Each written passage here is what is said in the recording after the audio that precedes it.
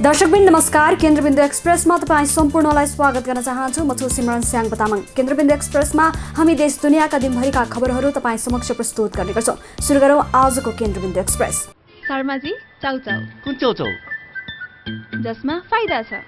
कसलाई फाइदा? हामीलाई कि ग्राहकलाई? तपाईलाई फाइदा हुने प्रीति चाउचाउ। फाइदा के छ यसमा?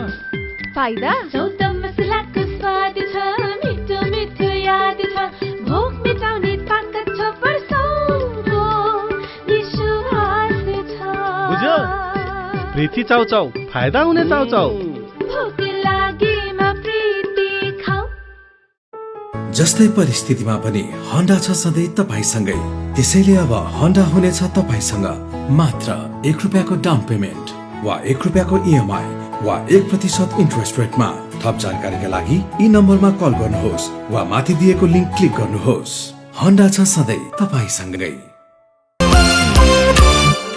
कोरोना भाइरसको संक्रमणबाट विश्वभर 2,08,36,339 संक्रमित, ती मध्ये 7,46,865 को मृत्यु, 1,37,29,162 निको भएर घर फर्किए। अझ 525 जना नयाँ संक्रमित थपिएसँगै नेपालमा कोरोना संक्रमितको संख्या 24,957। देशभर 8,025 संक्रमित आइसोलेसनमा उपचाररत। आज मात्र PCR विधिबाट 9,459 जनाको कोरोना परीक्षण। कोरोनाबाट निको हुनेको संख्या 16,837। आज मात्र 109 जना निको। थप 4 जनाको मृत्यु भएसँगै नेपालमा कोरोना संक्रमणबाट मृत्यु हुनेको संख्या 95। टिचिङ अस्पतालका डाक्टर र नर्समा कोरोना संक्रमण पुष्टि। आकस्मिक सेवा बन्द। आकस्मिक विभागका 4 नर्सिङ स्टाफ र 2 जना डाक्टरलाई कोरोना भएपछि आकस्मिक विभाग बुधबार नै सिल गरिएको अस्पतालको कोभिड-19 व्यवस्थापन समितिका संयोजक डाक्टर सन्त कुमार दासद्वारा जानकारी। आजबाट काठमाडौँ उपत्यका आउन जान प्रतिबन्ध। कोरोना भाइरसको उच्च जोखिममा परेपछि काठमाडौँ जिल्ला प्रशासन कार्यालयले जिल्लाबाट बाहिरिने र भित्रने सवारी पास वितरणमा रोक लगायो। बाँकेको नरैनापुरमा औलोको प्रकोप, 42 जना संक्रमित। कोरोना संक्रमणको हटस्पट बनेको बाँकेको नरैनापुरमा मात्र 42 जनामा औलो रोगको संक्रमण देखिएको स्वास्थ्य कार्यालय बाँकेद्वारा जानकारी। उद्योग वाणिज्य महासंघको चुनाव अनलाइनबाट गर्न सकिने। महासंघले निर्वाचन र साधारण सभा गर्ने उपायबारे सुझाव मागेपछि क्यानले महामारीको समयमा सुरक्षित तरिकाले निर्वाचन र साधारण सभा सम्पन्न गर्न अनलाइन माध्यम प्रयोग गर्न सकिने बताएको जानकारी। वृद्धामा संक्रमण जोखिम भएको भन्दै देवघाट धाम साताका लागि सिल। तनहुँ प्रशासनमा बसेको जिल्ला संकट बैठकले गाउँपालिकाको वडामा अत्यावश्यक र स्वास्थ्य बाहेकका सेवा बिहिबारदेखि 1 साताका लागि रोक्ने निर्णय गरी देवघाट 5 क्षेत्रलाई सिल गरिएको सहायक प्रमुख जिल्ला अधिकारी चित्राङ्गद बरालद्वारा जानकारी। नेपालीलाई अलपत्र पार्नेलाई कारवाही गर्ने UAE स्थित नेपाली दूतावासको चेतावनी। आकर्षक तलब सुविधाको प्रलोभन देखाई भ्रम सिर्जना गरी भिजिट भिसा वा अन्य भिसामा ल्याई ठगिने क्रम बढेको प्रति UAE स्थित नेपाली दूतावासको गम्भीर ध्यानकर्षण। पुराना सवारी साधन व्यवस्थापन कार्ययोजना पेश गर्न सर्वोच्चको आदेश। सरकारी कार्यालयमा थन्क्याएर राखिएका सवारी साधनको तथ्याङ्क र व्यवस्थापनको कार्ययोजना सहितको अध्ययन प्रतिवेदन पेश गर्न सर्वोच्च अदालतद्वारा सरकारका नाममा 6 महिनाभित्र प्रतिवेदन बुझाउन आदेश।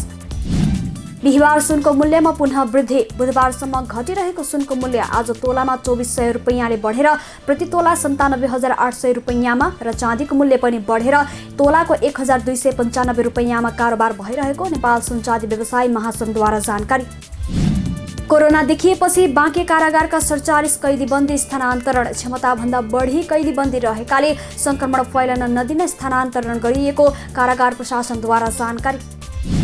भदौदेखि कम्पनी रजिस्ट्रारको काम सबै अनलाइन मार्फत हुने। 2070 देखि अनलाइन प्रणाली सुरु गरेको कम्पनीले भदौ 1 गतेदेखि लागू हुने गरी अनलाइन सेवा अनिवार्य गर्न लागेको उल्लेख। 70% अस्थायी र करार श्रमिकले रोजगारी गुमाए। कोरोनाको असरले साना उद्योगमा बढी। कोरोनाको असर। लकडाउन अवधिमा नेपालका लघु घरेलु सहित ठूला उद्योग तथा व्यवसायमा कार्यरत 1/4 श्रमिकको रोजगारी गुमे। बिरामीबाट अस्पतालले उठाएको 18 करोड बैंक खाताबाटै गायब। सर्वसाधारणको उपचार बापत त्रिवी शिक्षण अस्पताल महाराजगञ्जले उठाएको 18 करोड नभेटिएको भन्दै महालेखाले प्रश्न उठाएपछि त्रिभुवन विश्वविद्यालयद्वारा छानबिन सुरु। 2000 कन्टेनर महिनौदेखि चीनमै अलपत्र। तातोपानी र केरुङ भन्सारबाट काठमाडौँ आउन लागेका मालवाहक कन्टेनर महिनौदेखि चीनमै रोकिएपछि नेपाली व्यवसायीका करोडौं मूल्यका सामान बाटैमा सर्दै। हवाई सेवा सञ्चालनको वातावरण बनाउन आग्रह। वायु सेवा सञ्चालक सङ्घले लामो समयको बन्दाबन्दीले गर्दा हवाई उद्योग अब धराशयी हुने अवस्थामा पुगेको भन्दै आगामी भदौ 16 गतेदेखि हवाई सेवा सञ्चालनको वातावरण बनाउन आग्रह। संक्रमण बढेपछि सवारी पास जारी नगर्न गृह मन्त्रालयको निर्देशन। नोभल कोरोना भाइरस कोभिड-19 को संक्रमण बढ्दै गएपछि गृह मन्त्रालयद्वारा अर्को व्यवस्था नहुँदासम्मका लागि 29 साउनदेखि सवारी पास जारी नगर्न जिल्ला प्रशासन कार्यालयलाई निर्देशन। लागू भयो बुक बिल्डिङ प्रक्रिया। आवेदकलाई कम्तीमा 50 किता। नेपाल धितोपत्र बोर्डले बुक बिल्डिङ सम्बन्धी निर्देशिका जारी गर्दै वर्षौंदेखि सञ्चालनमा रहेका तथा ठूलो सिन्चित कोष भएका पब्लिक कम्पनीहरूका लागि प्रिमियम मूल्य राखेर आइपिओ निष्कासन गर्ने बाटो खुल्ला। 15 किलो नक्कली सुन प्रकरणमा मुछिएका इल्ताफ हुसेन अन्सारी पक्राउ। काठमाडौँमा केही दिन अघि भेटिएको 15 किलो नक्कली सुन प्रकरणमा मुछिएका इल्ताफ हुसेन अन्सारीलाई जिल्ला प्रहरी कार्यालय पर्साको विशेष टोलीले बाराको निजगढबाट पक्राउ गरेको प्रहरी स्रोतद्वारा जानकारी। यस वर्ष नेपालमा हालसम्मकै बढी क्षेत्रफलमा धान रोपाई। समयमा पानी परेका कारण मौसमको अनुकूलता र कोरोना भाइरस कोभिड-19 ले मानिसहरू ग्रामीण क्षेत्रमा केन्द्रित भएका कारण धान रोपाईमा सकारात्मक प्रभाव परेको उल्लेख। पानी प्रयोग गरे बापत मेलम्ची क्षेत्रमा दिइने अनुदान रकम र यसका लागि गठन हुने समितिको संरचनामा खानेपानी मन्त्रालय र प्रभावित बासिन्दा बीच मतान्तर। पानी लगे बापतको क्षतिपूर्ति रकम निरन्तर पाउनुपर्ने प्रभावितको माग नाफा भए मात्र दिन सकिने खानेपानी मन्त्रालयको प्रस्ताव। बिहिबार देशभरको मौसम सामान्यतया बदली हुने जल तथा मौसम पूर्वानुमान महाशाखाद्वारा जानकारी। मनसुनी न्यून चापिए रेखा हाल पश्चिममा नेपाल नजिक दक्षिणतर्फ अवस्थित रहेकाले देशका धेरै स्थानमा वर्षा हुने महाशाखाद्वारा जानकारी। बाढी पहिरो जान सक्ने भएकाले सतर्क रहन आग्रह। बुटवलमा लकडाउन। अत्यावश्यक बाहेकका सबै सेवा ठप्प। कोरोना संक्रमणले समुदाय स्तरमा समेत उच्च जोखिम बढेपछि बुटवलमा बिहिबारदेखि एक साताका लागि लकडाउन गरिएको बुटवल उपमहानगर प्रमुख शिवराज सुवेदीद्वारा जानकारी। भदौ 16 पछि पनि उडान सुचारू नभए आन्दोलनमा जाने वायु सेवा सञ्चालकको चेतावनी। मुलुकभर कोरोना संक्रमितहरूको संख्यामा भएको वृद्धिले गर्दा आन्तरिक तथा बाह्य उडानमाथिको प्रतिबन्ध थप 15 दिन लम्ब्याएपछि वायु सेवा सञ्चालक सङ्घले आन्दोलनमा जाने चेतावनी दियो। बालिका बलात्कार गर्ने नेकपाका वडा सचिव जेल चलान। बालिका बलात्कार आरोपमा पक्राउ परेका विदुर प्रसाद देवकोटालाई जिल्ला अदालत सिन्धुलीका न्यायाधीश किरण शिवाकोटीको इजलासले थुनामा राखेर मुद्दाको पूर्वपक्ष गर्ने आदेश दियो।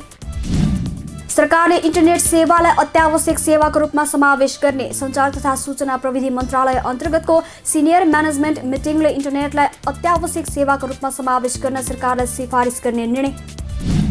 भारतमा एकै दिन 67,000मा कोरोना पुष्टि। 942 जनाको मृत्यु। गएको 24 घण्टामा 66,979 जना नयाँ बिरामी थपिएसँगै भारतमा संक्रमितको संख्या 23,96,000 नाघेको त्यहाँको स्वास्थ्य मन्त्रालयद्वारा जानकारी।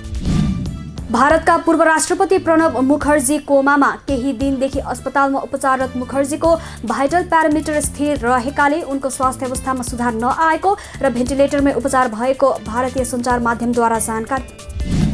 युएईबाट 2.5 महिनामा 13,785 जना स्वदेशी फर्किए। सो अवधिमा भएको उडानमा 26 वटा शव पनि स्वदेश पठाइएको अबुधाबी स्थित नेपाली दूतावासको सूचनामा उल्लेख।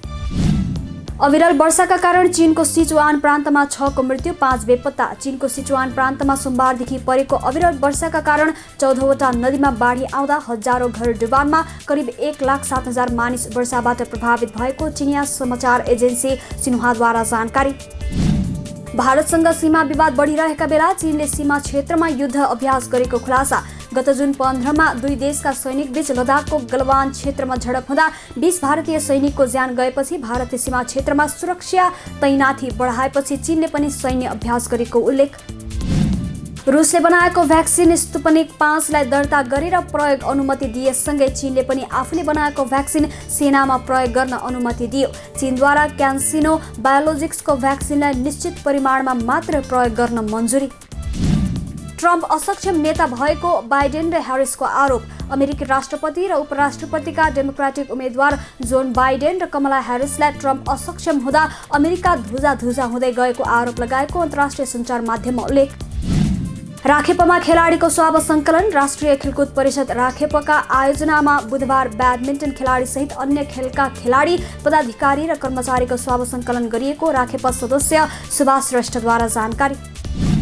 महामारीका कारण विश्वकप छनौट खेल स्थगित। एसियाली फुटबल महासंघ AFC-द्वारा सन् 2021 सम्मका लागि फिफा विश्वकप 2022 तथा एसियन कप 2023 छनौट चरणका खेल धेरै राष्ट्रले कोरोनाको जोखिम बढेको अवस्थामा आयोजना गर्न असमर्थ जनाएपछि स्थगित। शानदार जित निकाल्दै PSG 25 वर्षमा पहिलो पटक च्याम्पियन्स लिगको सेमी फाइनलमा। गैराती च्याम्पियन्स लिग अन्तर्गत भएको खेलमा PSG ले एटलान्टालाई 2-1 गोलले पराजित गर्दै च्याम्पियन्स लिगको सेमी फाइनलमा स्थान पक्का गर्यो। हवस् त आजको लागि केन्द्रबिन्दु एक्सप्रेस यति नै। भोलि पुनः उपस्थित हुने नै छौँ। हेर्दै गर्नुहोला केन्द्रबिन्दु न्युज।